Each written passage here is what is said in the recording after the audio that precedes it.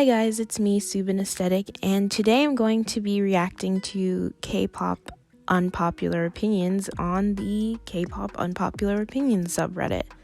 Now, I won't be reading out the whole entire opinion, but I will put a picture of the opinion that I'm reacting to, and you can pause and read it. But anyway, let's get started. I somewhat agree with this. There are groups like BTS who actually made stories and would actually have continuing plot throughout their albums until recently, which happens with a lot of groups actually. A lot of groups will have a storyline in the beginning and then just kind of drop it because who knows what. But I also think that sometimes it's just fans wanting there to be a story to make the group seem more complex and more worthy of standing. It's kind of the same thing with like how people used to say, oh, this person wrote one line in a song. They are worthy of you standing them. I feel like it's the same thing with storylines and K-pop groups. Every K-pop fan wants their artist to have a storyline so that they can feel like a superior stan because they stan someone who's smart enough to have a storyline with their thing, and storylines make it cooler. But to be very honest, most K-pop groups, when they have a storyline, it lasts for maybe a comeback or a music video, and then it's done and over with. Mini albums are usually better than full albums. I wholeheartedly agree. I feel like a lot of K-pop producers, when they do full albums, they stretch themselves too thin and they just kind of deteriorate in quality as they produce more and more. It's a lot easier for them, in my opinion, to literally just make 5 good songs, put that in an album, and then do 5 other good songs next time and put that in an album. Like, I always see this. I get excited when a group is making a full album, but there's something in the back of my head telling me there's gonna be a lot of skips, and there usually are. The only group that I ever listened to a full album and I was like, not a lot of skips, but a very solid album was Twice, and maybe BTS once. But it's still really hard to perfect a full-length album in K-pop for some reason. I love Twice's newer music more than their older music. I agree. I think that Twice's newer music, not only does it show their personalities more, but I think it's just musically better.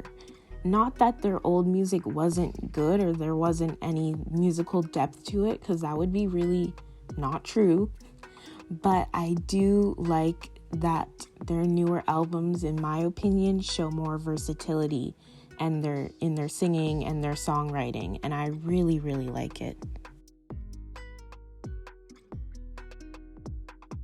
People should stop trying to force the title Allrounder on idols. I really agree with this opinion. Not every idol is going to be an all-rounder because they were picked by their agency because they can do one thing really well, which is either singing, dancing, or rapping. And then the other 2 or 3 things that they don't do amazingly well will be covered by other people in their group who do those things really well. So most of the time, idols aren't all-rounders. That's why they're in a group. If they were all-rounders, we'd have more soloists, to be honest. But yeah, it's so weird that this is even a fight in the first place. Why do you get upset if someone calls an idol who isn't an all-rounder an all-rounder? It shouldn't affect you that much, especially if the person's literally just saying it. If the person isn't dragging another idol and they're just saying, so-and-so is an all-rounder, and you're thinking, no, they're not.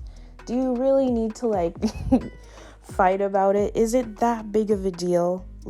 If you're getting mad at someone saying that, you are chronically online. You need to touch some grass, go outside, put your toes in the sand or something, because it's really not that deep. It's not that serious. Dance should come first before any other talent in K-pop. Now, at first, I didn't agree, but thinking about it more, I actually really agree. I was thinking K-pop was for the music, but let me be very clear.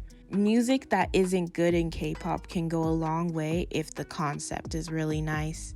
That's what I've seen recently.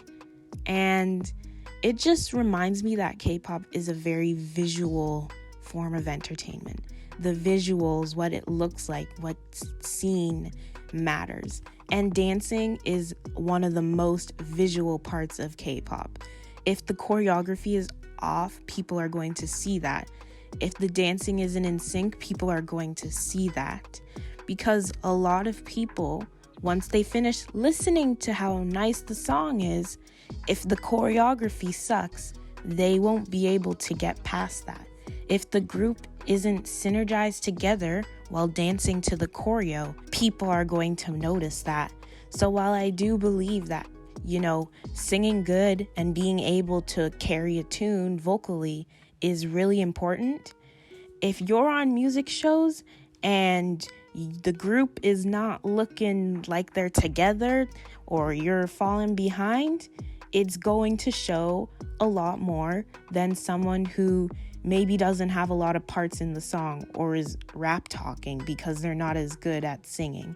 It's something that very much is glaringly obvious, and you'll get a lot of hate for it if you can't meet the quota of what people call a good dancer. Thank you guys for watching this video. I had a fun time making this and reacting to all these opinions. If you guys want me to do this again, I gladly will. Again, I enjoyed this a lot.